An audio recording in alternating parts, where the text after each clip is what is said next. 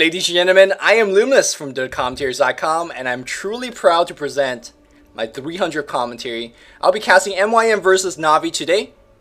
And before I get on to this, truly one of the most epic Dota 1 game ever, I really want to take the time out to thank two big group of people that helped me become the caster that I am today. First group of people I really want to extend a huge thanks to is all the other casters out there. From the casters that have retired to the casters that are still going strong today. Some specific names I want to mention, of course, Ian James Barnett, who used to cast for DC, that I have learned so much. That is a great friend of mine who has taught me so much about Dota as well as casting, as well as statistics. If you're watching out there, Ian, I really appreciate what have you done for us, for me, and for the community. Of course, Jack Soda, who is a fan favorite amongst a lot of fans of DC. Some of our newer casters, B-Balling LD, who has gave the site some new breath of life, and of course all the casters in between. A specific shout out goes to, of course, Nebula, who is my first Dota 1 friend, or one of my best Dota 1 friends, Dota friends in general, who has helped me along the way in casting and playing Magic. I won't be here without all these guys I mentioned. Of course, this is not just specific to the casters of DotaCommenters.com. Big casters out there is Toby, Purge. I've watched you guys. I've learned so much from you guys. Here's my thanks. I really would not be the caster I am today without taking something great from you guys. The second group of people I really want to thank is all the fans, all the supporters, all the haters out there, people that have lent me constructive criticism, people who have sent me a PM that said, "Thank you, Luminous, for what you've done. This is my thanks to you guys." Again, I cannot imagine casting 300 plus games if it weren't for the constant support I've been getting, if it weren't for the PM from special people that told me, "Hey, Luminous, you're my favorite casters. Please continue to do what you do." Again, this is my sincere and humble thanks to you guys. Again, without you, I won't be here. MYM versus Navi, this is played over 10 months ago, I want to say. This is for Farm4Fame winner bracket, game number 2 out of a best of 3, I imagine. I don't care who won this series. I don't care who won game 1. All I know is this is one of the best Dota 1 game ever. One of them. Now, I know how this game ends, so, it's hard not to be spoiled about one of the best game in history. But I have not originally cast this game. Originally, when this game first came out, it was casted by Doc, who is also one of our casters at DotaCommenters.com. And we have a little bit claim system going on in DC, so if one DC caster casts it, another DC caster should not cast it.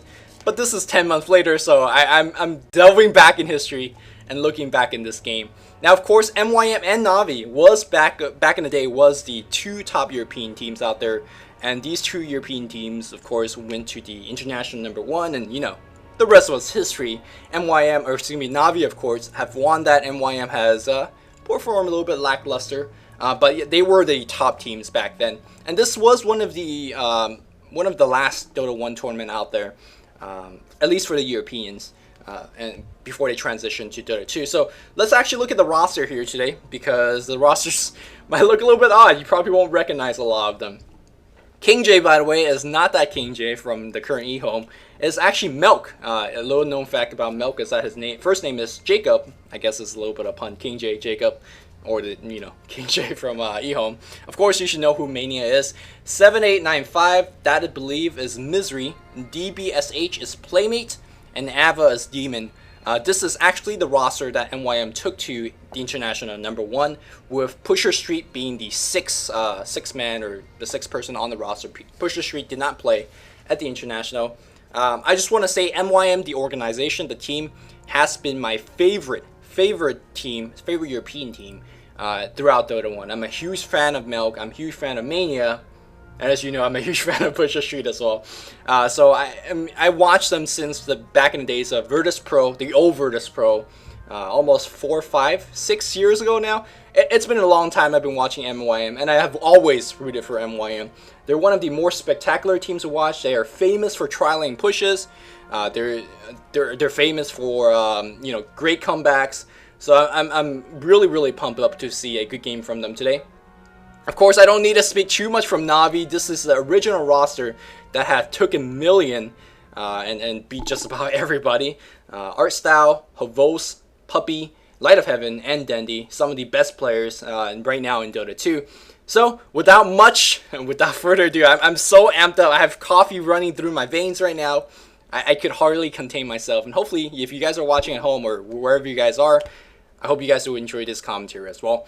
Let's look at the picks and bans: Weaver, Invoker, Omni Knight, Enigma, and Bat Rider. Me on the SR Firion, the Spectre, Shadow Demon, Chan, and Enchantress. Now, if you're wondering, I mean, all 9 of these heroes look fairly, standard. Omni Knight. You might be thinking, why the hell Omni Knight is there? Actually, there was a short spurt of moment where a lot of teams put Omni Knight solo mid, and I do believe MYM was one of the team that made it really super famous. I know they weren't the first team that did it, but MYM, being a big name team, they were a team that made Omni Knight a lot more popular in scrims, and I think back at this time is when it happened. And I believe in game 1 of the series, that's when Omni Knight really surprised everybody by how strong he was. And the immediate ban comes in from the Milk. He's like, let's leave Omni Knight alone. The picks here, we have Windrunner, Shaker, Crystal Maiden, Beastmaster, and then on the other side we have Ancient Aberration, Broodmother, Venomancer, and Vengeful Spirit. So real fast, a couple of things I want to mention. If you remember back in International number 1, Ancient Aberration was a terror, and Dendi on that Ancient Aberration did a lot of dirty work blowing people up across the map. And of course, most likely he will be playing that today. Back on the MYM side, of course, Demon famous for his Beastmaster play, and Melk and of course MYM famous for running that Beastmaster kind of global ganking combo. And then we're going to see that today, Beastmaster Tinker as a combination, so fun to watch. And we're going to see Alchemist, one of the more underrated carries out there in my opinion, back in Dota 1, especially in Dota 2 right now. The picks and bans, I don't want to spend too much time into it because it is already picked up. Let's look at MYM. My favorite team, so I'm gonna look at them first. We have Shaker being played by Mania, who in my opinion, best Shaker, Earth Shaker player of all time. Demon, I expect it's gonna be on that Beastmaster. We have Tinker being handled by Misery. Melk's gonna be playing the Crystal Maiden here, and of course, Playmate is going to be playing the Windrunner. Me on the other side of the map, we have Vengeful Spirit being handled by Puppy. Venomancer being played by Dendi. Ooh, I expect him to play the Ancient Aberration. A little bit of mistake there. Havos is going to be handling the hard carry. Going to be on the Razo Darkbreed, the Alchemist. It is going to be our style. Going to be on the Ancient Aberration. And who did I forget? It's going to be Broodmother, played by Live FM. Always been playing that long lane here. I think they are expecting a level 1 Roche strat, or at least going towards make sure Nova to use to check for sight as well. So that's 100 mana down the drain. But why did they expect that's going to be a level 1 Roche? Perhaps it was done in game number 1. I guess you can do level 1 Roche because there's a -2 armor with the Acid Spray. There's a Terror for a little bit minus armor. Of course, the Ancient Aberration Kofi in Dota 1, it pops through the Lincolns, and of course it will freeze as well. The wards from Venomancer could stack up for a lot of damage. I guess that could be a level 1 strat. I'm not too sure, but yeah, MYN don't want to take any risks, so they will check that and did not find too much.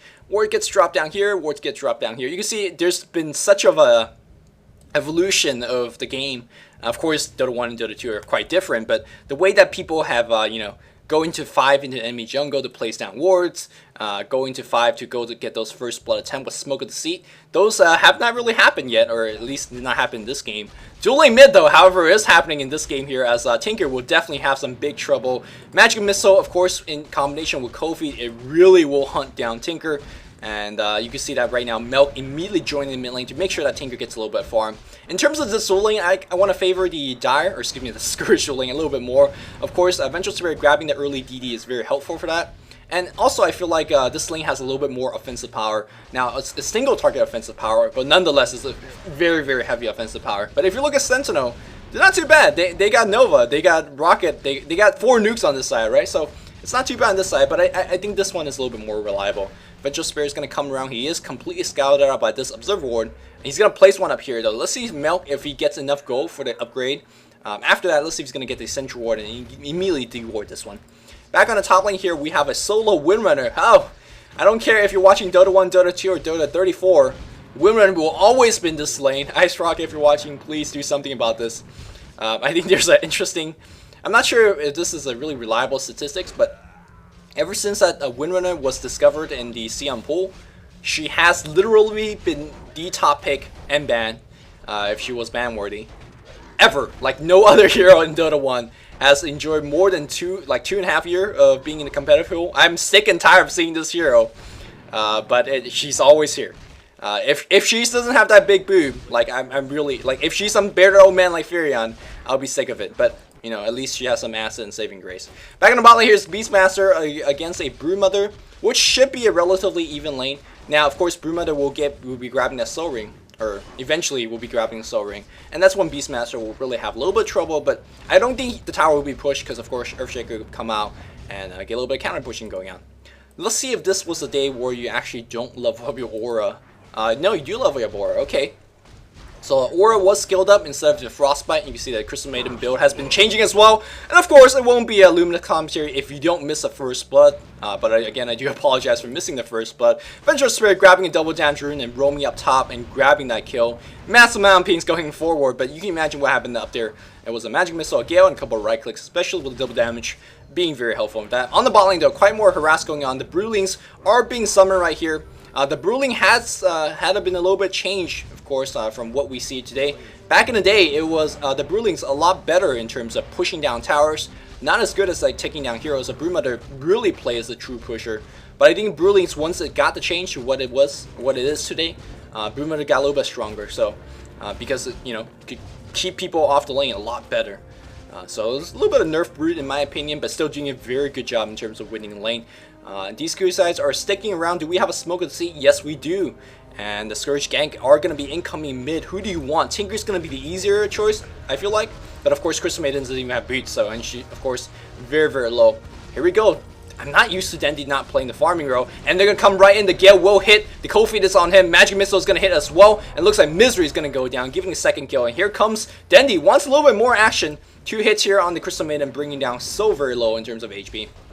But yeah, art style, farming up. He used to, play the solo mid, and I can't believe I totally forgot that. Whenever I see Dendi, I was like, oh man, Dendi's gonna solo mid. But yeah, Dendi back in Dota 1, or back in the international day, it was art style, that solo mid for them. Back on the top lane here, Winman doing some nice pulling up here. Ring of Besatis already being upgraded. Hovos, of course, already have that Goblin Greed. Level 3! Ooh, that's a high Goblin Greed. He's going to max it by 7. So he is going to go nothing but farm. I wonder if he took 1 level of Acid Spray and then 1 level of Stun to help out in those like ganks if necessary. One of the unfortunate facts about Dota 1 is that you can't really check their skill build. You can't check what they actually skill until you kind of look at this and, you know, these kind of fade away in half a second or so, or 5 seconds or so. So it's really tough for casters back in the Dota 1 days to really make sure, really like what they're skilling, how much they're CSing, of course. If you want to look at CS, 15 and 6 here for the Tinker, 11 and 2 for the Ancient Apparition. Not the best farm here for Arsa. I'm in fact a little bit surprised that he doesn't have that much farm because he's been receiving ganks, because his Venge has been grabbing DD, so he should be dominating lane and a lot more than he really, like he's only about what 5-6 creep kills, which is nothing much in my opinion. Meanwhile on the bot lane here though, 22 and 5 here for the Broodmother, and then we have Beastmaster, so 15 and 3. For the most part, Scourge is out farming a Sentinel by quite a bit. These two guys are trying to set up a gank. There's so much range in this ganking lineup here. Fidger and Nova, of course, both over 1,000 range, and can set up those kills. You can see Alchemist on the top lane almost hitting 6. Once he does hit 6, it's going to be a lot more difficult to gank. Crystal Maiden reveals himself a little bit, and so is the Shaker. So I think Havos, he would be smart to play a little bit stay away, and that is exactly what he's doing. And I do believe Crystal Maiden and Shaker are not going to get too much accomplished. They're going to roam off the lane. I don't think they have a smoke with seat. No, they do not. But all 3 of them, nope, Shaker does have the, when I say all 3 of them have boots, I saw CM, doesn't have the boots. They're going to actually just take all these creeps, or a good bulk of it. Last hitting, trying to get these neutrals, they are going to get it. Not going to be stolen by the Acid Spray. So they didn't get the gank off, but they have denied a lot of go, which, yeah, I guess that's fair. That's fair. But they really want to get a kill on the Venomancer, or ooh, nice steal. I'm not too sure whether Mel has gotten that one, but if he did, really good go gain. Supports checking the river for that 6-minute rune and rewarding as well. I really appreciate all the supports that reward just when a 6-minute hits, because wards only last 6 minutes, and the first replays of that River War is so important. Tinker gets to deliver his bottle, and it's going to be going for that Boots of Travel. Of course, Boots of Travel has not received the buff just yet. So back in the day, it was 2,200 gold, which literally was the most difficult part of a Tinker's game. He does have the DD though. That's going to help him last hit creep, so it won't be too bad. All he really needs to do is make sure that he doesn't get ganked. And sports are doing a fairly good job making sure the wards are up, making sure that they're the one that's doing the gank and Tinker is not the one receiving the gank. So hopefully he's not going to die too many times before he gets up that BOT. Kind of a solo game so far here. Navi's leading by 2 kills. Sentinel trying their best to get some farm going on. Let's quickly look over the farm. 28 on the Tinker, 18 on the Windrunner, 21 on the Beastmaster. Nothing too impressive. Meanwhile here, Arsal only got 19, 30 on the Havos, of course. A lot of it coming from Goblin Greed, so he's more like 36, 37 here. 37 here on Light of Heaven. He's got a couple of neutrals, I imagine. 4 so far. No, that's consumable. He's been sending spiders into the jungle, so he's getting a couple of neutrals here and there. A lot of pings coming on both sides here, making sure that no one gets too much farm. I wonder when the MYM really will start ganking, because again, Tinker, Beastmaster, it is them ganking. As I say gank, we're going to see one on the top lane here. Mainly trying to get off a Fissure. He is going to get off. Great Shackle Shot being used defensively at Fissure. So damn good. Blocking off the Alchemist, and that's why they're not going to lose any people. Great Fissure from Mania, despite being initiated upon. He's going to be absolutely fine. Back on the mid lane here, it looks like we have a little bit of exchange in fire here. Tinker's going to be okay as well. He does have the bottle. He has a salve as well. Going to be waiting for the 8-minute rune, but unfortunately he has run into Dendi. He's going to eat a Kofi as well. I do believe Misery's going to go right down here. Can he get a kill? No, he's not. Dendi picks this one up. And the 8-minute rune was a haste as well. Urn being picked up already on Art Style. That Urn so important in terms of helping you grab the early kills. I do believe Urn, I'm not sure whether it was been changed to from damage over time instead of HP loss over time. If it's damage over time, it will cancel Dagger. I don't think it's going to be too important thing. I don't think it's going to have any application in this game. But again, it just shows you. I don't remember what has happened, you know, a year ago in terms of Dota scene. It's so hard to actually cast one of these older games, and then it's like, oh man, back then this mechanic was this, and now the mechanic's different. I try my best to remember this, but of course there's so many things that are changing. Purple's going to be porting up top. They want to get a kill here. They do see Venomancer. Great Shackle Shot from Playmate. Fissure follow up. Not the best chain stun of all. Here comes Milk. He does drop the Nova. Crystal Maiden losing some big HP. Big AO that's going to come on top. That's going to hit on 3 people. Crystal Maiden's going to be the food. Are they going to lose any more people? It looks like the Windrunner is going to go down here as well. Shatter. She is going to shatter. Crystal Maiden still alive right now, trying to get the juke off. Do we have Terror coming out? No mana. And Crystal Maiden, the slowest here on the map, somehow is going to move away. As to say that's a weird juke path. No, it's the greatest juke path, as well as if he went down here, Art Style is going to pick him off. Great jukes here from Milk. Oh man, beautiful play here. And he's going to be absolutely fine. King Jacob making it back home. Aura level check, level 3 Aura. So one of the more old school Crystal Maiden build where you take Nova and then Aura apparently. Frostbite and then Aura again. Ancient Apparition Ice Blast is coming back in. It sees Milk. Boom! Oh man, that was a sweet snipe. Whew! Crystal Maiden has some good jukes, but apparently it wasn't enough. It looks like Playmate's gonna try to get in this lane and get a little bit of farm going on. I think this is an okay switch. Mid lane's a lot easier to gank, but I don't think top lane's any better, right? So he's switching the lane. Let me check out how he's doing in terms of gold. He's got 900, still quite far away from that Butcher travel. Again, before picking up that BOT, that is the most important time for Tinker. In my opinion, the hardest time for Tinker.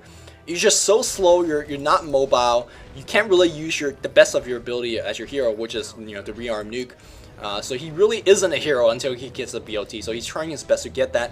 Beastmaster has picked up an invisibility rune, has a soul ring as well. And very interesting.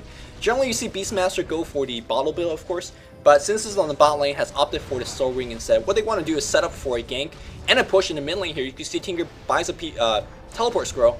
Has gone to the mid lane here. This is 5 here on the mid lane. They really want this tier 1 down. And I'll talk about why this is so important. Beastmaster has shown himself. Summon the Hawk. Ancient Aberration Ice Blast comes in right now. Tower focusing on the creeps here. They want someone. They do see the Venge. Venge is going to get his head chopped off by the Axis. It looks like they dive across the tower and try to get something going on. Meanwhile, the Beastmaster ports back out, making sure the tower on the bot lane has not been pushed down. Dendi is fighting the Windrunner. Windrunner is going to go down to the Urn being offensively used. Tier 1 tower is going to be protected. Well done here by Navi. It looks like Dendi wants a little bit more. Gale catches Crystal Maiden. Nova, Poison Nova gets dropped off, so Crystal Maiden is going to go down for sure. Any deny attempt, no deny attempt. Meanwhile, Venomancer still chasing against the Tinker. Tinker gonna be fine. I think the second Sting hits him right now. Ooh, he's taking so much damage. It's gonna go down.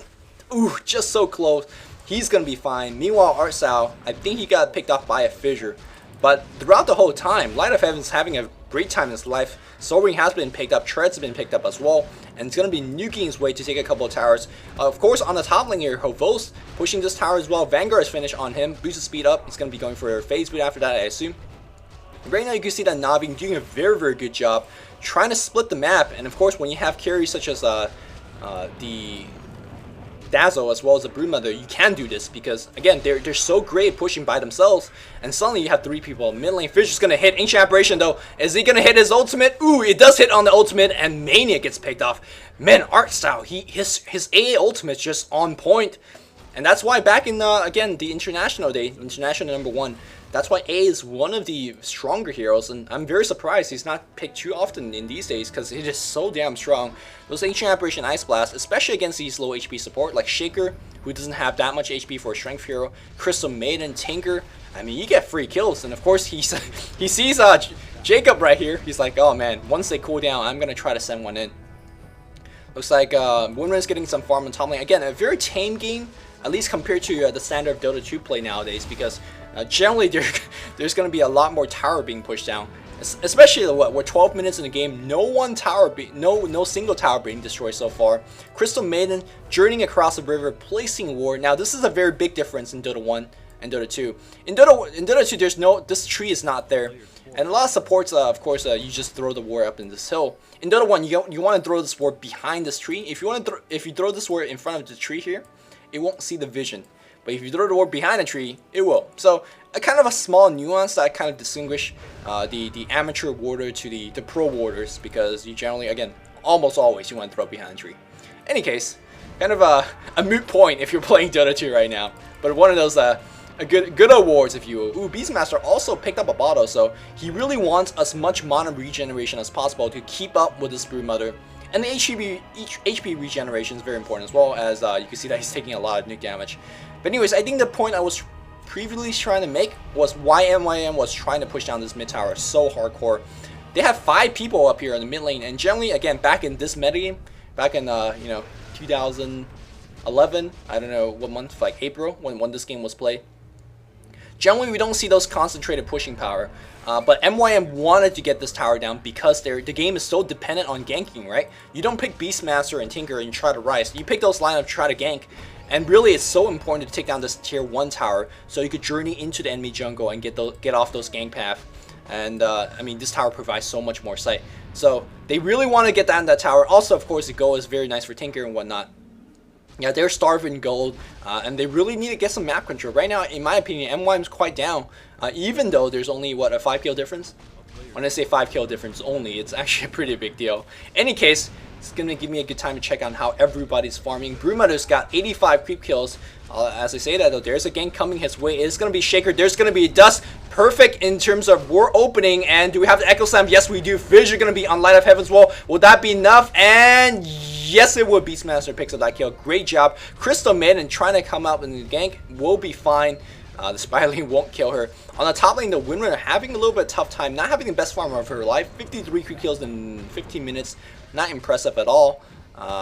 Although she is up in that solo lane, so pretty decent. And here comes the Venomancer as well as the Vengeful Spirit. They want this tower to be pushed down.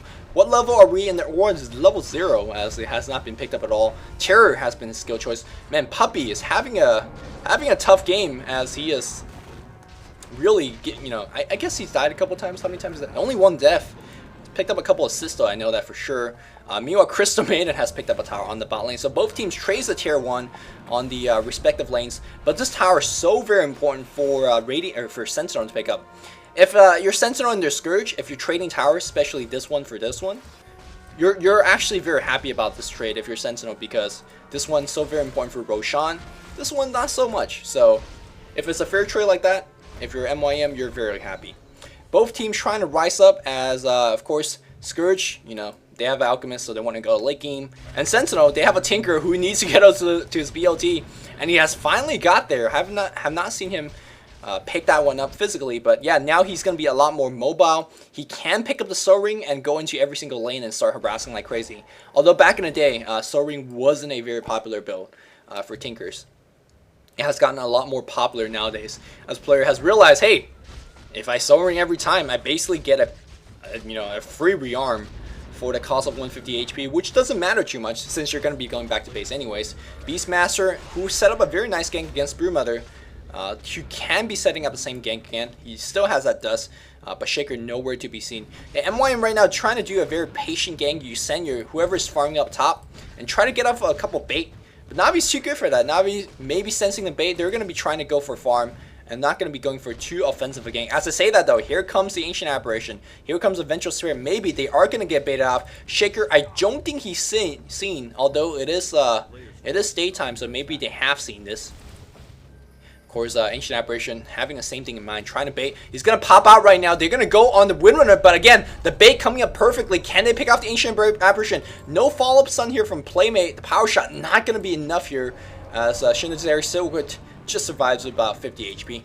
Back in the mid lane here, Mel getting some farms. Like, hey, nothing going on. Let me get some levels. On the top lane, though, here, can we get off a decent Shackle shot? There's a Shackle. The Fissure not going to be hitting. Ancient Aberration Ice Blast will hit. Poison Nova gets dropped off as well. Ancient Aberration Ultimate and Venomancer Ultimate. It is the nuts here. As you see, the winner went down very, very quickly. This is one of the good old combination that we don't see quite a bit in Dota 2, as it just does so much damage over time. Teleportation goes on the bot lane, gets cancelled immediately. But it was a 1-for-1 trade that favored Navi on the top lane, in my opinion, because you lost a Venomancer who is predominantly your 3 row for the Windrunner, who is so far behind right now. Windrunner trying to work for a mech as well as a 4-staff, has neither. I think he's going to go straight into a 4-staff, considering that he's saving 1,700 gold.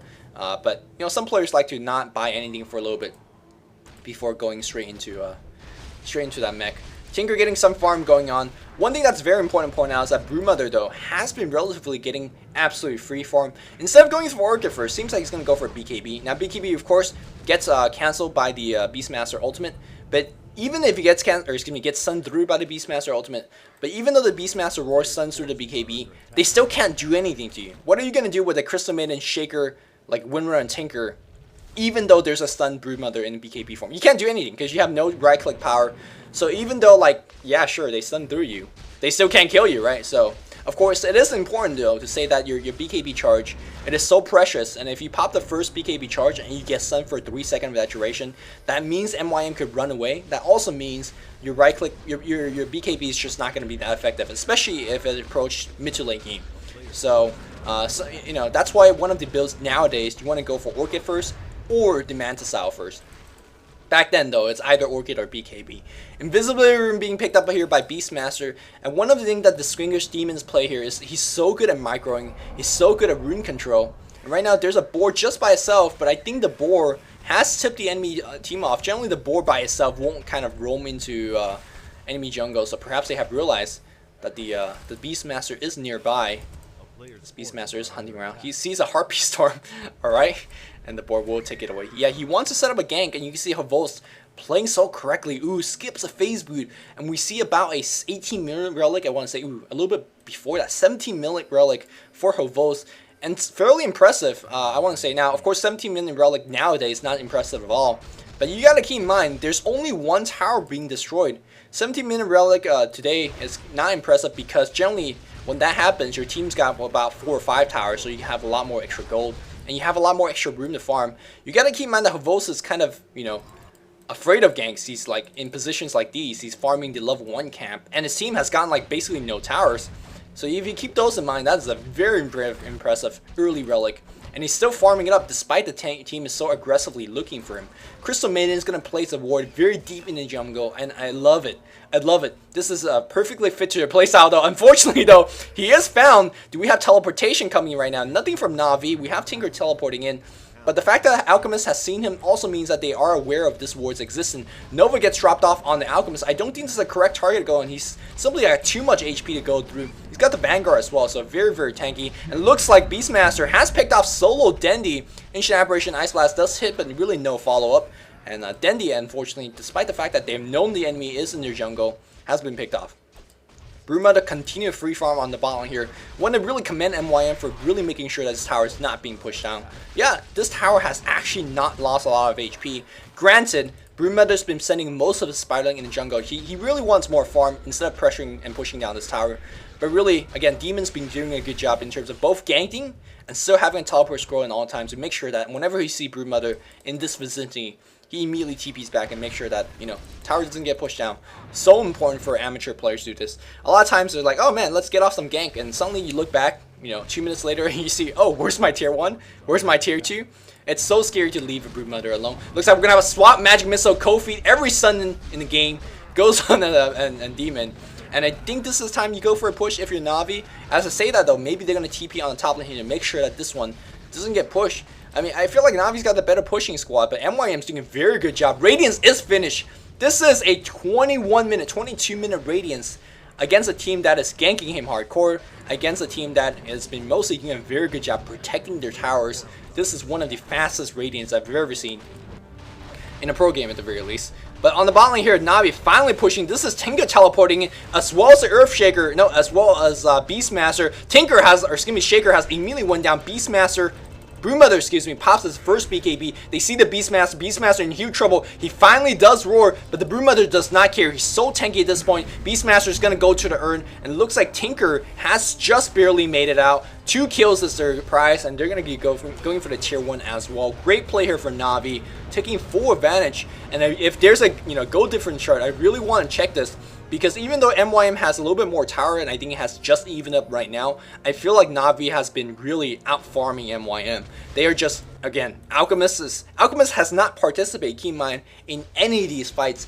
It's practically 5v4, and Navi's just winning most of these fights. Right now, Navi is in firm control of this game, in my opinion. And to show that, they are just pushing very aggressively down to the bot lane, and they only have 3 people here. Again, they're mostly playing with 5v4, 4v5, excuse me, Navi. And they're just making their heroes that much more effective. Meanwhile, MYM has to roam as 5, and because of that, they're not farming as well, they're not leveling as well. So this just really shows you the map movement of Navi. Ooh, Invis Rune, that is going to cancel all the smoke, so these guys have realized someone is nearby, but they don't have detection. So they can't really do too much about it. Force Staff is going to be the first choice, item choice. Then he gets shackled up to the trees. Do we have follow-up? Crystal Maiden gets Force Staff in. Frost Nova, Frostbite. They are going to bring him down. Great play here from Playmate. A lot of players will have forgot their Frost, excuse me, forgot their Force Staff, but just showing off the utility and the skill of Playmate there, setting up the skank for his teammate. Back on the top lane here, Tinker's teleporting in, and he's already got his ultimate warp. Now, back in the day, there's basically 2 builds on Tinker. Force Staff wasn't, again, a popular choice.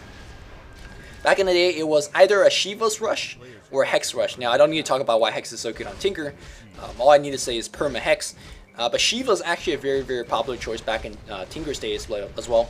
Because game went a lot longer back then. You had a lot more time to farm. And Shiva's is one of the best farming items because all you need is a single margin machine. And then you pop off your Shivas, and basically every single creep die, you net all the EXP, you teleport back for more mana, and of course, Shiva gives you a lot more mana as well, so you could, you know, go on your farming trips for a little bit longer. But I think Misery has realized that their team is so far behind. Again, it doesn't seem like that far behind. They're only down by 5 kills, but in terms of farm, in terms of the map presence, they really need a little bit more. And guess what? You're playing the global Beastmaster Tinker strat. Having extra stun for your gank is so important.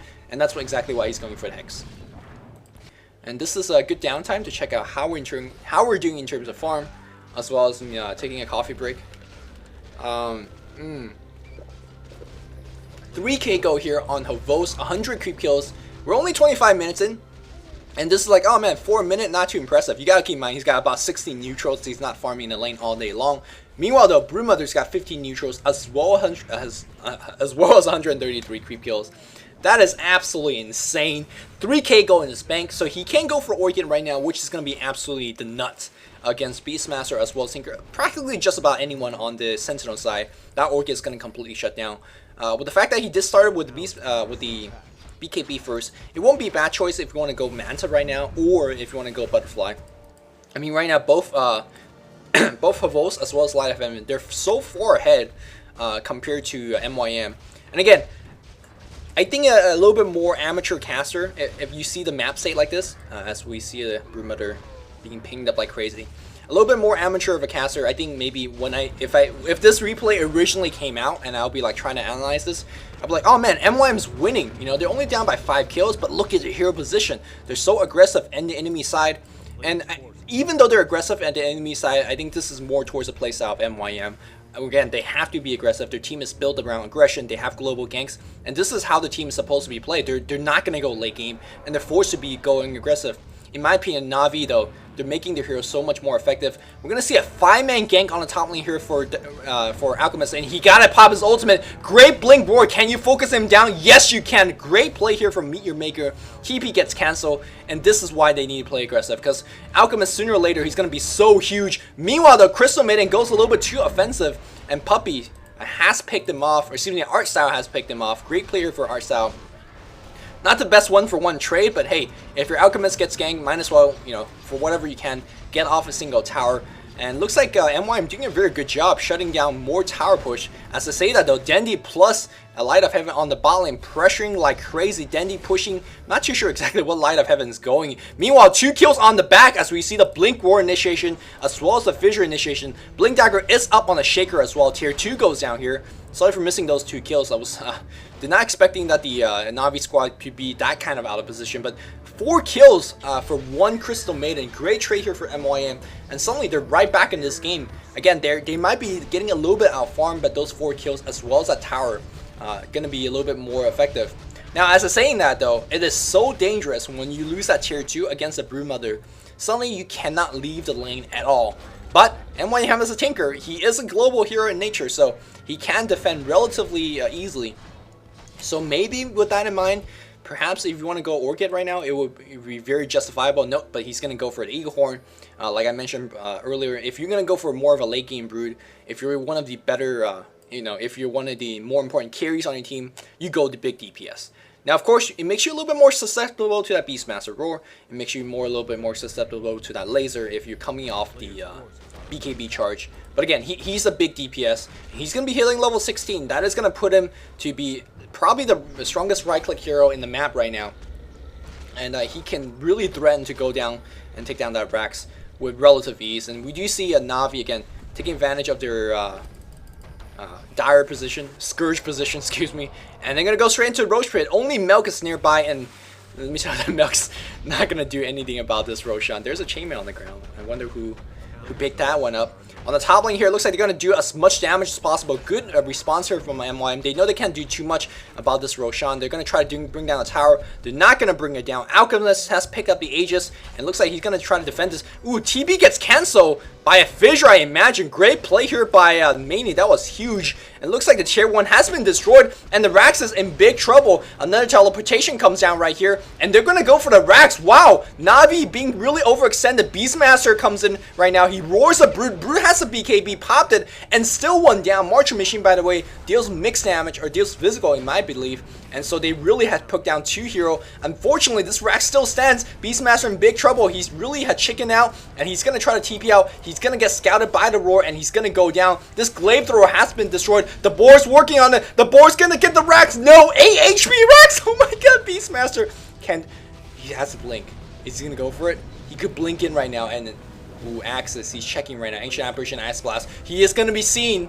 They know. Tier's checking him out as well. Ooh, he blinks out just fine. He blinks to the left. He's going to try to teleport out. Ice Vortex trying to give sight. Ooh, Beastmaster has made it out. The Rax has survived with 8 HP. Slowly regenning. Man, I think the correct choice might have been Beastmaster. Just sticking his ground right there and just taking down the Rax, man. In my opinion, they were down behind at that. And if they took down the Rax, that would have been absolutely huge. Navi was so greedy, or maybe greedy was not the correct word, because they truly had enough time to take down the Roche and then still defend their tier 3 tower. Unfortunately, great play here by Mania. One of those things that won't show up on the scoreboard is the fact that he blinked in, canceled the TP of the Alchemist, and that's because that's how they lost the tier 3. Ooh, Blink Echo here. They want Havos. Havos does have the Aegis, but he's going to use it right now. The question is, will Navi respawn in time?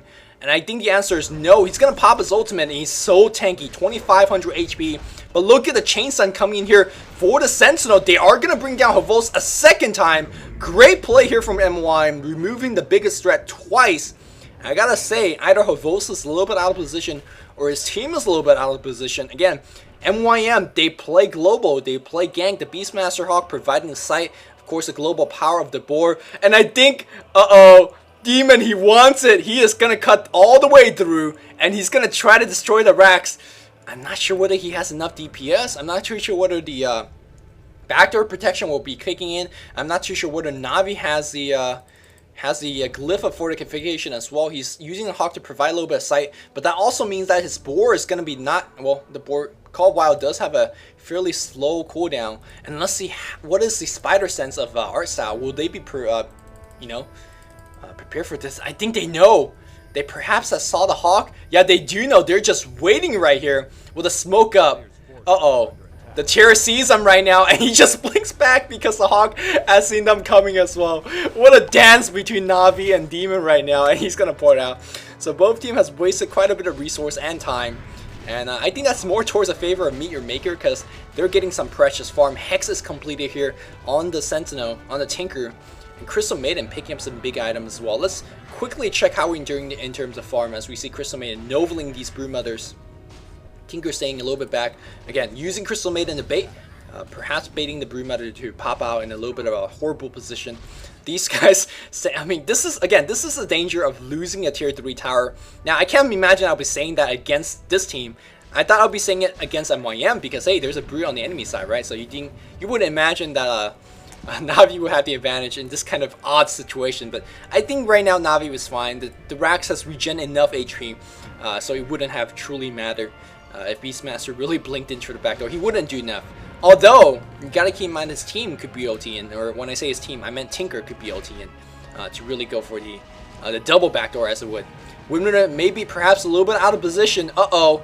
She is seen. Do we have to swap? Do we have to swap? Force that forward here. Another force that back. All the spell missing here for Windrunner. And she absolutely fine. And because of the fail gank here, it looks like the tier 2 tower on the bot lane is going to be destroyed. Ancient Aberration Ice Blast flying across the map. It's not going to accomplish too much counter defend. As I say that 2 TP comes in back in. Shaker's going to TP out. Great response here from Navi, and great retreat from the MYM squad. Are they going to lose anyone? No, great fissure, and I do believe Alchemist will stun himself. In fact, MYM could turn around if they want to do so. Uh-oh.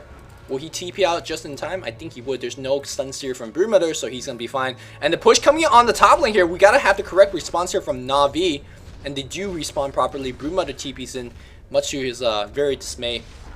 Focus down the boar. Rax didn't lose too much HP. In fact, they're going to set up some gank. Nice defensive swap. It wasn't enough, though. And looks like a Playmate in a little bit of trouble. B-Piggy gets popped. And it's time for the Sentinel to get back here. No teleportation. They want to take the fight. Interesting choice here. Playmate takes a Poison Nova. Broodmother's BKB's out. But as I say that, he's focusing on the Tinker. Hex comes in number 1. Hex number 2 is going to be coming in right now. No. Tinker goes down. Gets focused. Beastmaster trying to TP out. Will he be able to TP out? No. DPS output too damn strong from Navi. 2 kills going towards the way of Navi. Meanwhile, Milk still going at it on the bot lane, want to do as much damage to the tower as possible. And this is the quote-unquote legendary tri-lane push from Meet Your Maker. They use your global presence to stretch every single lane. Back in the days, it was Milk that played as support Prophet, really showcasing to a lot of the European teams why Prophet is such a strong hero. You push every single lane, a little bit of a precursor, I might say, of the Navi pushing strat, pushing every single lane, having a whole bunch of global mobility heroes, and making sure that enemy cannot really, just farm safely. Because suddenly, if they're at the Rax, suddenly if they're at tier 2, suddenly if they're tier 2 mid, bot lane, you're so pressed to really do, what you want to do, which is farm rise, take Aegis whenever you can. And you gotta keep in mind, they're doing it against a Broodmother, which means that, not only are you pushing, you're defending as well. So right now, MYM perfecting their strategy, in my opinion, or showing it perfectly. Navi not to be outdone, trying to get a push in the mid lane here. Fissure nicely being placed on the Venommancer, blocking him a little bit. Siege unit as well as the, looks like he wants to go right in. The tower is going to get denied. Nice job by Playmate as well as team. And you can see right now, here comes the entire Scourge squad. They're so tanky at this point right now. We don't have the AC just done yet, but the 15 armor is practically all he needs, Havos. Because he's at 2500 HP. Unfortunately, his Chemical Rage is running out very soon. Tinker is going to be putting a little bit of pressure on the bot. As you see, Navi, they want this tier 2. Dendy dropping a couple wards. He's got the mech. He's got the drums. Still 3 charges left. Vengeful Spirit's got the Arcane Boots. Looks like he's going to trying to be going for a Necro Book. Unless it's going to be a very awkward Sage build. I don't think that's going to be the case. 4 staff and, of course, Django as well as an urn already being done on the Alchemist. Broodmother has a butterfly. No butterfly just yet. Missing a couple gold, perhaps? Yeah, no butterfly just yet, which is very important. That final quarterstaff give you so much. A couple of blink backwards, don't want to get initiated upon. There is a vengeful spirit on the enemy side, so you can see that just with the sheer tanking power of Havos, they're gonna just run right in. And Chemical Rage is such an important spell for them, as you can see that the Navi squad waited a little bit when the Chemical Rage form is down. They really need every little bit of tanking power that Alchemist provides. And, with the Chemical Rage running down, they're gonna wait a little bit, in my opinion, or I think they should wait a little bit. You can see AC's finish. Although if you get a hex swab off, you're getting a swab off. All of a sudden being dropped on. Ooh, huge echo here being dropped. Mania, unfortunately, Playmate has one down. Unfortunately, Drum has been dropped, and here comes the Ancient Aberration, Ice Blast, and Shaker's so damn low, he's gonna shatter for sure. Vengeful Spirit runs in right now. Beastmaster in huge trouble. BKB used, and looks like Broodmother's gonna get the kill. High ground speech for Meet Your Maker, and Meet Your Maker in huge trouble, despite the fact that they have really the first one to destroy a tier 3 tower. Navi is strong in this push, and they are going to destroy this tower. Unfortunately, Artstyle does not know what Chilling Touch did, and he has slowed down his attack speed of his teammates, as a Chilling Touch does not give you plus extra damage against towers, only give you plus damage against buildings. Or excuse me, against heroes, excuse me. They're going to try to bite Havos. Havos, though, should be absolutely fine. He's got the AC. As I say that, blink in for Mania. They are going to bring down Havos. Will he buy back? This is a very testing time here for Navi.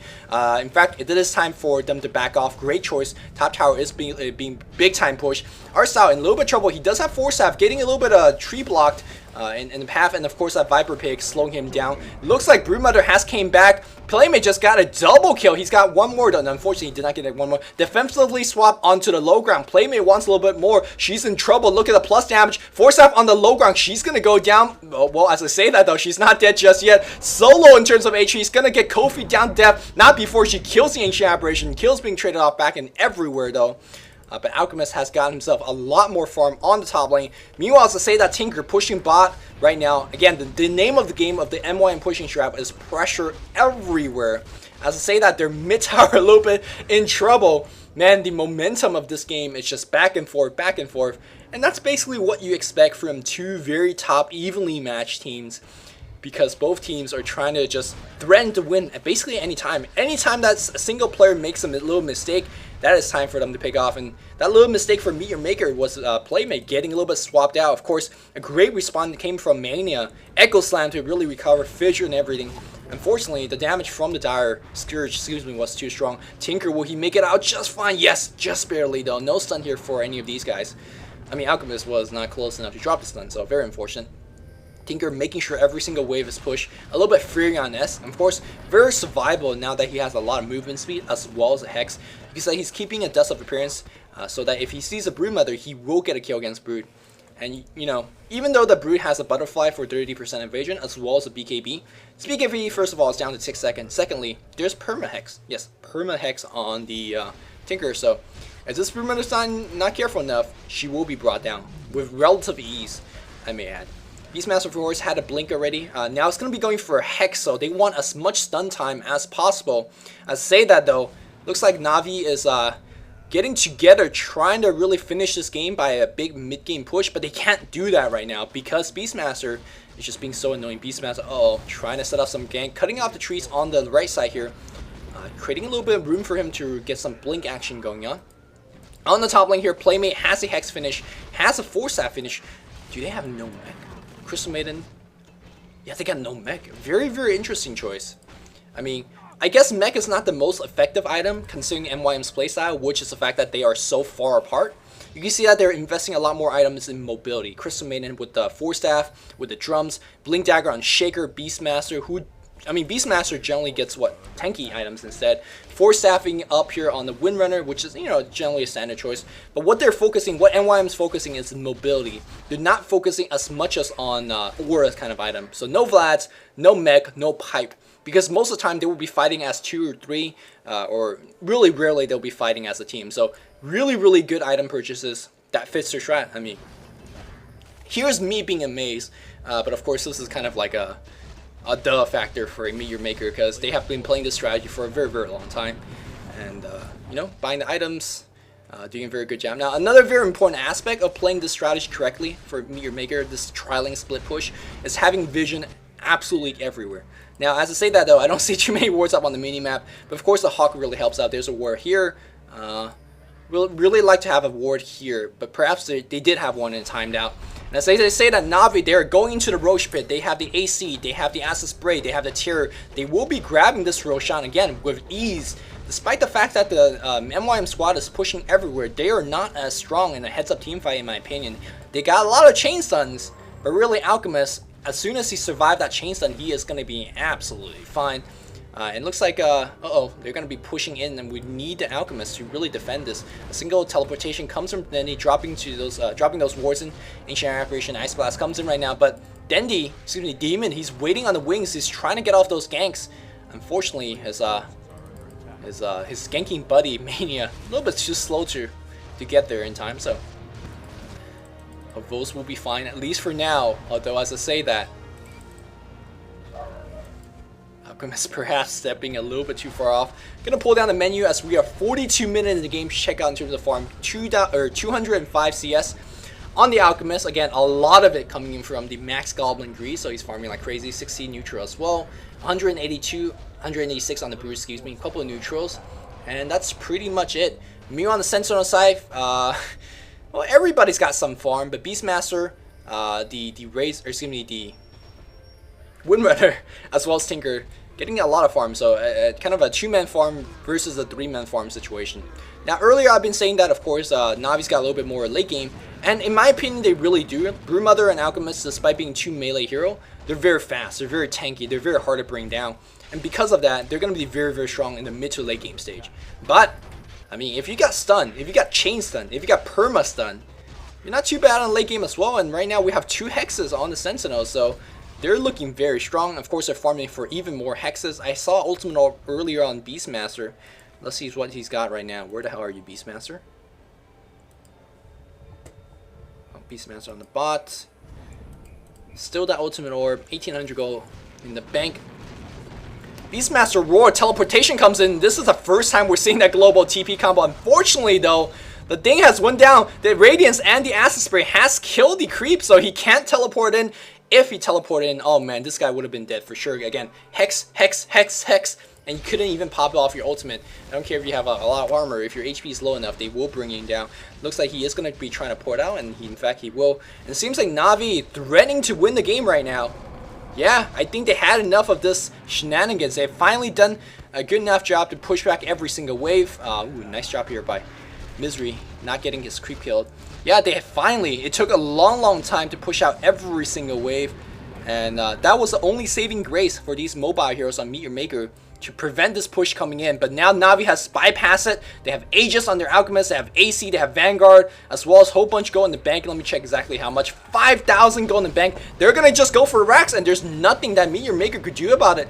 Dendy, of course, dropping some wards. You can see Havos just right-clicking away like he doesn't care. They're trying to do us, they being, ooh, nice swapping against the Crystal Maiden. Crystal Maiden's gonna get picked down. Does he have buyback? I hope they do, because they're gonna be losing a couple racks. They get 1 racks right now. Meanwhile, though, you can see Tinker on the top lane here, or excuse me, Winred trying to do as much as possible. Does she have Focus Fire? Yes, she does. Focusing on the top racks. Meanwhile, a couple of hexes going on these guys, but again, not enough damage to deal with this Dark Seer, or excuse me, Alchemist. Razzle Dark Brew, goddamn Alchemist, right-clicking away. The second lane of racks is down. Meanwhile, huge Echo Slam on 4 heroes. Enchant Totem on 4 as well. Blink, they're gonna focus out on the Ancient Apparition. Not enough damage output. As I say that though, Shaker in big trouble. Shaker's gonna get brought down. Winra trying to do her best. At best, that was a 2 lane racks for 1 lane racks. And seems like Havos and his squad, they want to win the game right now. They're going in for the throne. The range racks on the top lane will be destroyed. Swap goes in right now. The immediate blink back by Demon. Quick Fingers. They're gonna be absolutely fine. Keeping them back is the Ancient Apparition Ice Blast, as well as the Post Nova. It looks like Arcel has poked his head a little bit too far in. He's gonna be in trouble. Dendy really going in too deep. You gotta just focus on the throne. The throne tower in huge trouble. Throne tower will be destroyed. Excuse me, Ancient Apparition buys back right now, and Havos in huge trouble. He's gonna die. He's got the Aegis. Hopefully he could pop his ultimate before he gets chained to death. As I say that, he's got no ultimate. Shackle Shot. Do they have the DPS output? Pipe is up. Mech is up. He is in big trouble. It's down to half HP. Where's the ultimate? No ultimate just right now. Meet Your Maker on the verge of defeat. The throne down to 4,000 HP. Everyone is hitting the throne right now. The creeps are hitting the throne as well. 2,500 HP. And Brewmother keeping everybody away with the BKB. They they're fountain farming. They're keeping them back. Crystal Maiden walks in with a huge ultimate. Not gonna get cancelled. She's gonna die for it. As I say that, she's alive. She kills a Broodmother. Alchemist trying to focus on the throne. Throne with 1,000 HP, still alive at this point. Teleportation comes in from the Crystal Maiden. MYM holds. MYM would hold this Force Staff out. It's not gonna be enough. Whole bunch of Blink Daggers up on the Sentinel side. They will be chasing Ancient Apparition. They will be chasing Venge. Yeah, they are gonna chase them down. AA is gonna go down here. And the fact is the throne still alive. The siege unit focusing. Crystal Maiden defending. Melk says, I need to defend. I need to focus on the siege units. Oh my god, Meteor Maker is going to defend. The throne is at 170 HP. The throne's alive. And the game is not over. It might as well be over for Meteor Maker because anyone coming in for backdoor, it will be fine. Beastmaster is going to get a kill against a Vengeful Spirit. Nicely done. But that chase almost cost them the game because Melk was the only one that recognized two siege unit was focusing that Royal Tree. Woo! Meteor Maker holds, at least for now, but they are in deep trouble. They're in deep trouble. Oh my god, the creep coming in right now. And of course, any hit right now will be, well, it's not permanent damage. Of course, a World Tree will regen. Man, this game is about the low HP buildings. We saw Rax really low in terms of HP earlier, but now the World Tree, the most important building for the Sentinel, they are in big trouble. And look at this Manta style on Tinker. I love this choice. This item generally is very important for a couple of reasons. Reason number one is the fact that it's so good against Orchid or any silences, because silence is generally the best way to deal with Tinker. Secondly, it is so important, especially if you're trying to counter push, or more importantly, if you're trying to push. I mean, Manta style on a Tinker might not look like it, but it adds a lot more pushing power. As you generally have Hex, you generally have a lot of level on that Tinker, so those illusions actually hurt quite a bit. I mean, the damage adds up, and you could always have illusions with you because you have the rearm. So right now you can see the Meteor Maker trying their best to hold down this push, and I gotta just question Navi's decision to push top instead of a fully exposed throne that is sitting currently at 400 HP. Just forget about the top lane. There's one tower here. There's yet another tower. If they want mega creeps, it's gonna take them a long time. Perhaps Navi making a huge strategical mistake. As I say that though, they are up to Raxus. They are very strong right now. They got a whole bunch of advantage. Your heroes are stronger. Now Navi has, Rose has a Manta style added to him. Light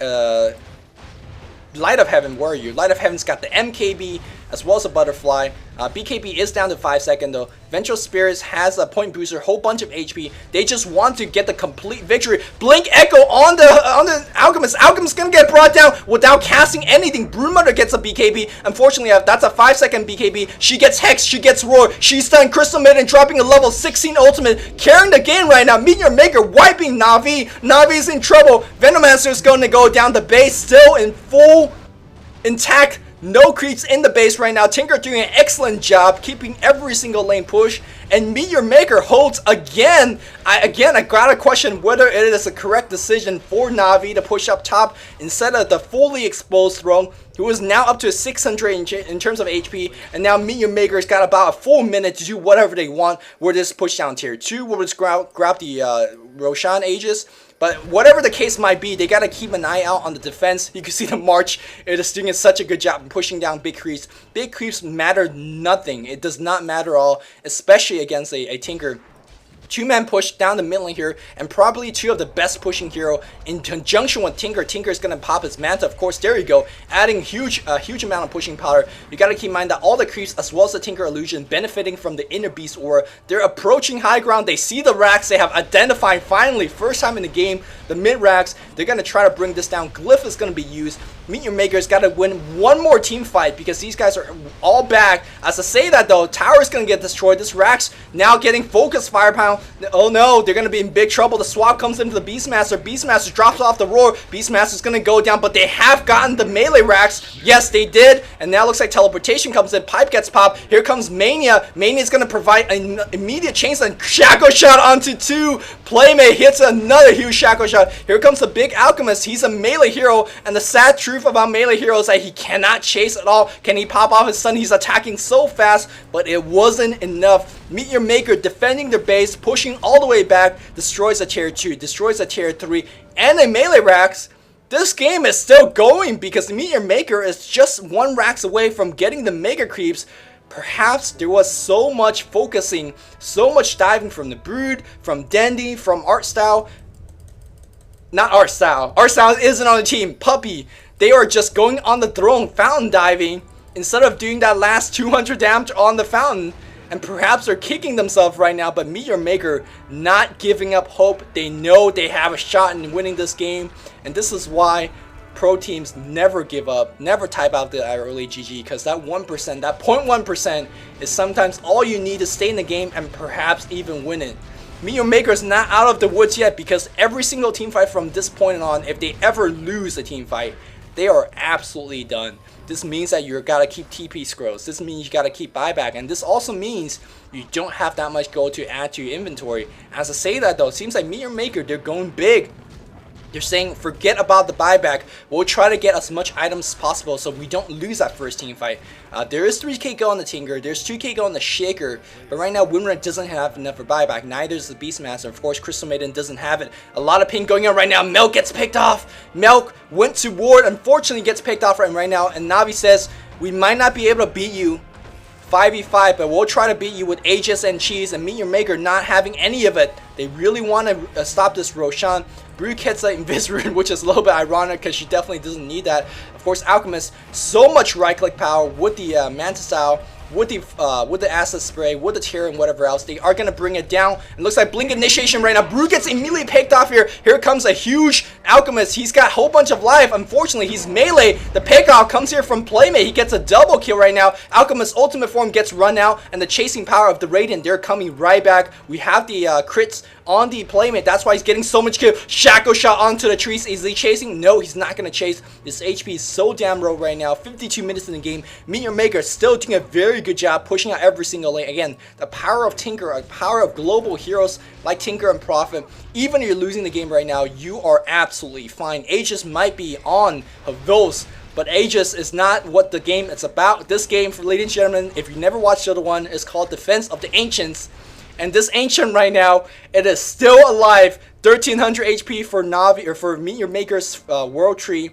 And the question is, do you spend every penny and get something big right now and go for the win?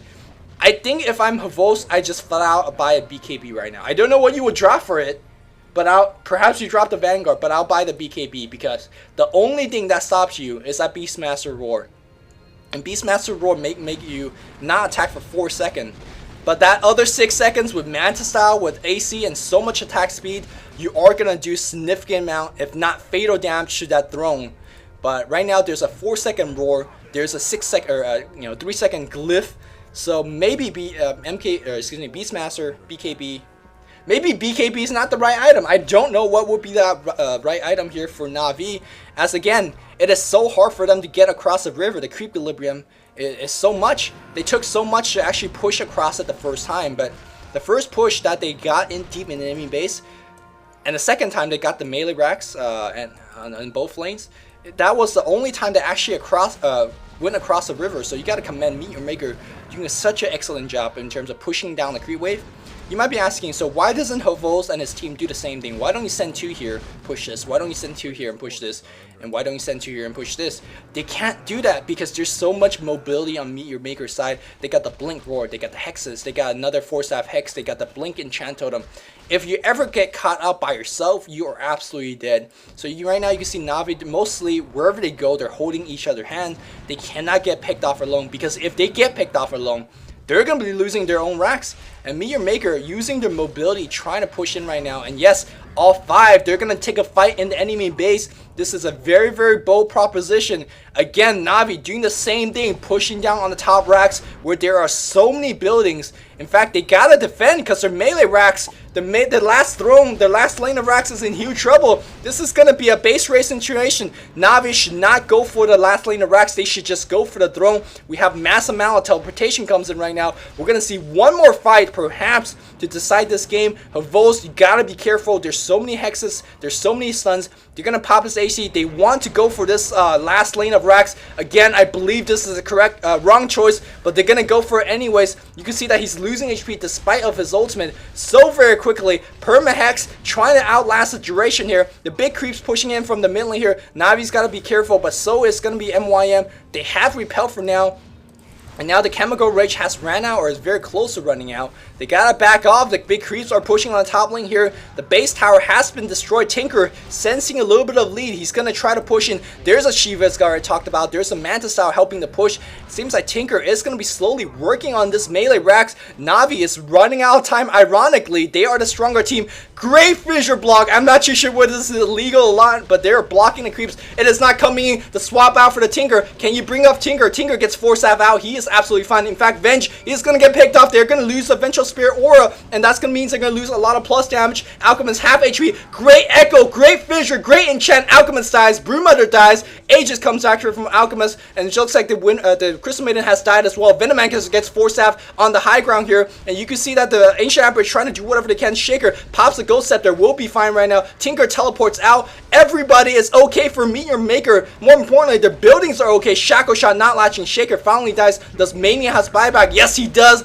Great job by Meteor Maker saving the buybacks. This is a team that is trying to get the comeback. As I say that, they are still in big trouble because Havos is still alive. Whereas ultimate should be cooling down. Winner in big trouble as well. She's solo. She pops a cheese. She's gonna be fine. Meanwhile, Alchemist gets off a stun, trying to help out Venomancer. Venomancer not gonna be okay. It looks like the Ancient Apparition Ice Blast really on top of everybody.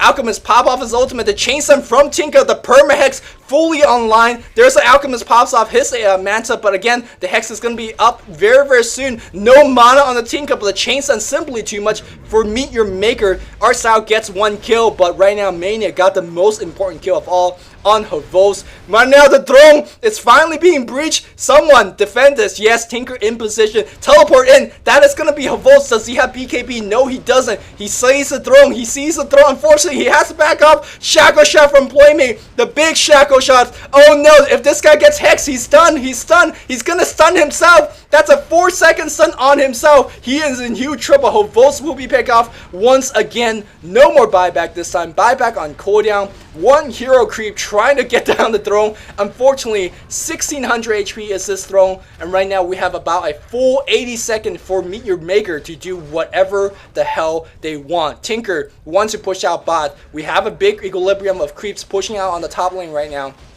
The only lane that Meteor Maker has a single lane of racks. It looks like Meteor Maker wants to push out the mid as well. Again, you gotta keep in mind how difficult it was for Navi to go into the enemy base because they gotta push out every single creep of equilibrium.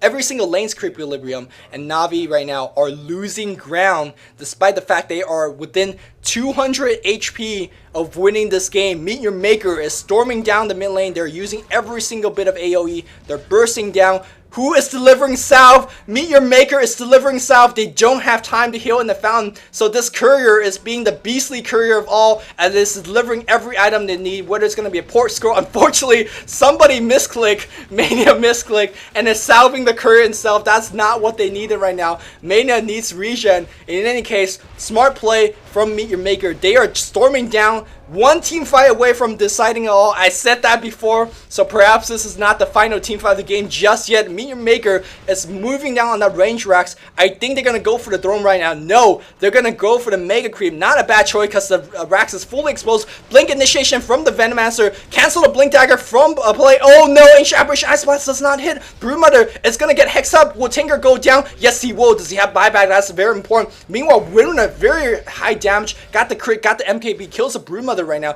Broodmother, does he have buyback? He doesn't. Blink War focusing on Dandy. Dandy's gonna bring off huge play here from Mania. Really low HP. Still blinks back right in. Gets a kill on Dandy. As I say that, Dandy pops a drum. Will be fine. Two-man Shackle. Playmate's gonna go down. Shiva finds Dandy. Dandy will go down right here. Here comes the big bad Alchemist. He's still the strongest unit. No one can 1v1 him right now. Tinker's gonna get picked off. He doesn't buy back. MYM, are they in trouble right now? But unfortunately, Havos and his squad gotta defend their base as their throne is in their thrones are in trouble as well. Ancient Apparition pops his ultimate, do a lot of AoE damage. It seems like Havos says, okay team, you're gonna defend, I'm gonna charge on the mid lane. Unfortunately, he doesn't push that fast. He has no AoE spells, he has no AoE damage. I mean, he has Acid Spray, he has Radiance, but it's not burst AoE, there's no flash farming. I think Venge actually should help pushing mid instead because her aura gives creep as well as Alchemist a lot of plus damage. In fact, unfortunately, she is on base defense. I think this is the wrong choice. Here comes a big Rinra. She has Sex, she has Shackle Shot. That's a lot of Chain Stun, and she actually has a damage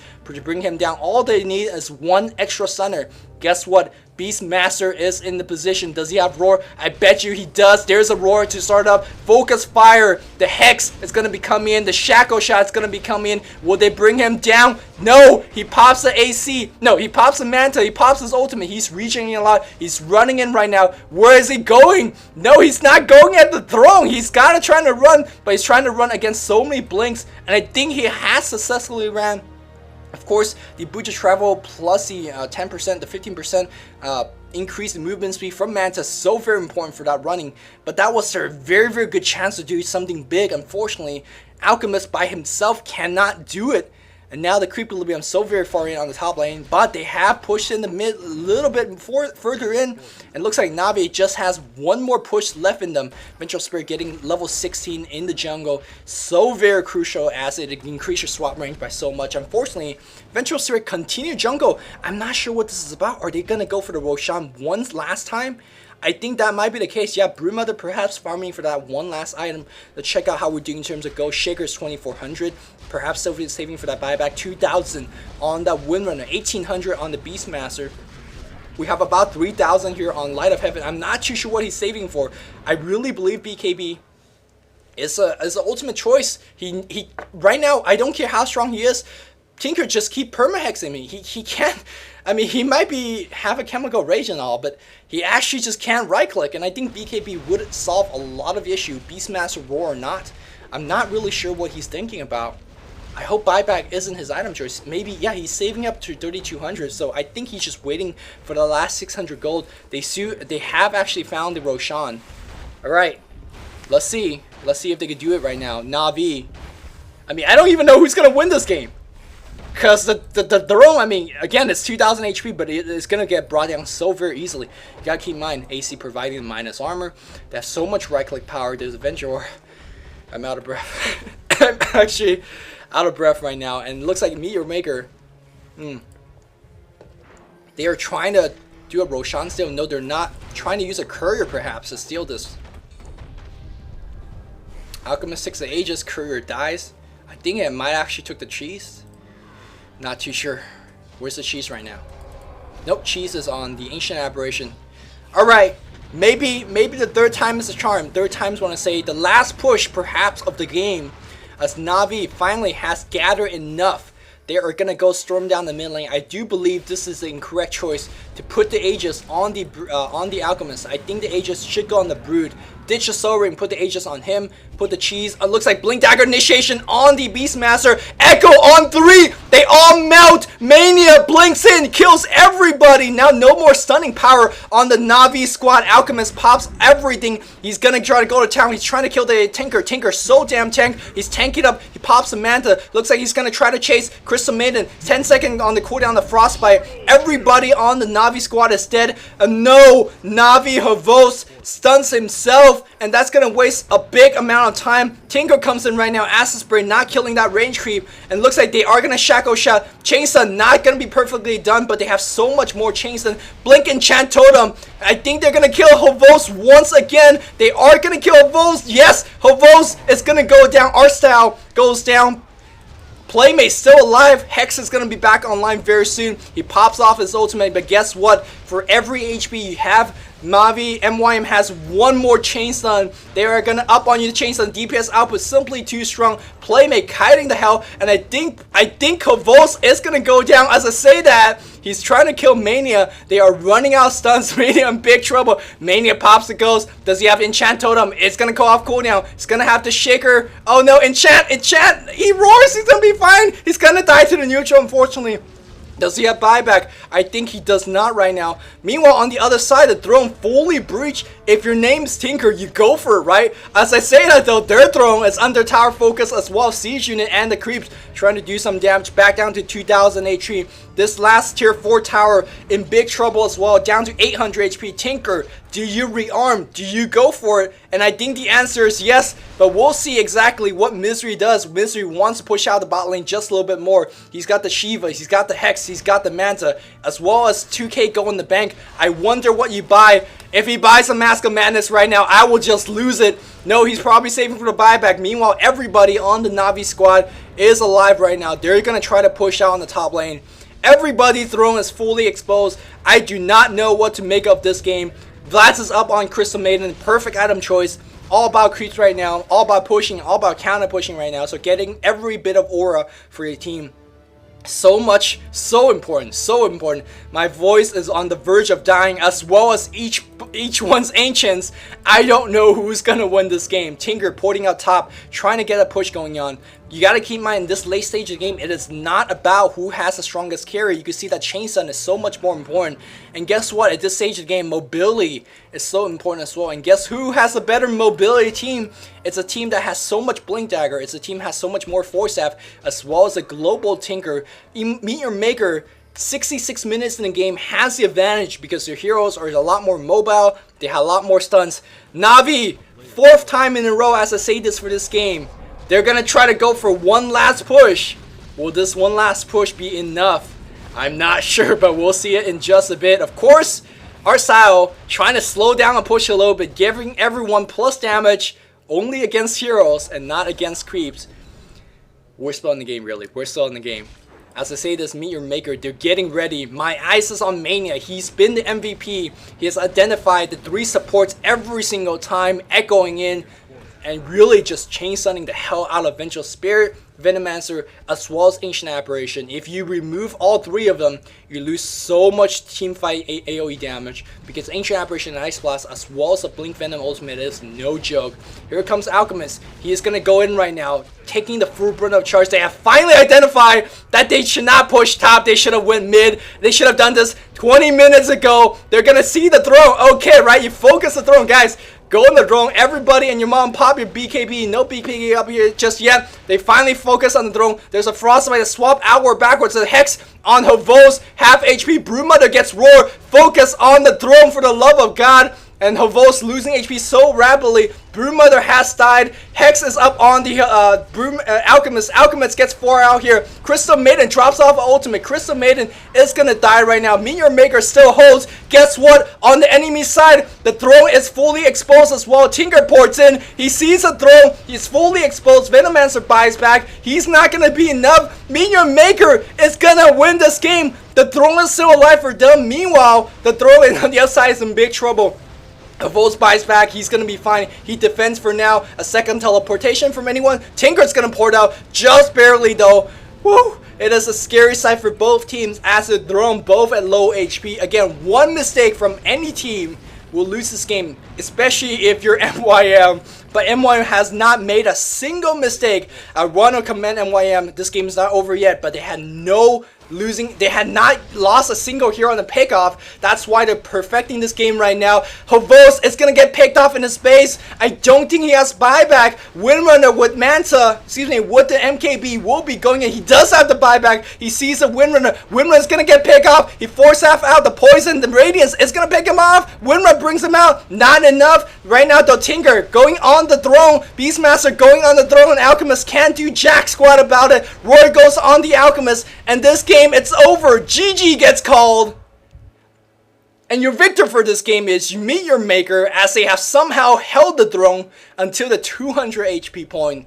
And they held, and they held, and they held. They push out every single lane. They got pick off. They got perfect echo initiations. They got perfect chain stuns. Misery's permahex, which is simply too much. And this, ladies and gentlemen, is why you don't give up in games.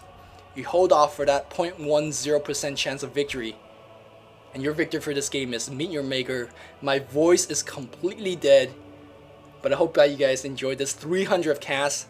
My name's Luminous from DotaCommentaries.com. One final thanks to all the casters I've learned from, the big names, all the casters from DotaCommentaries.com.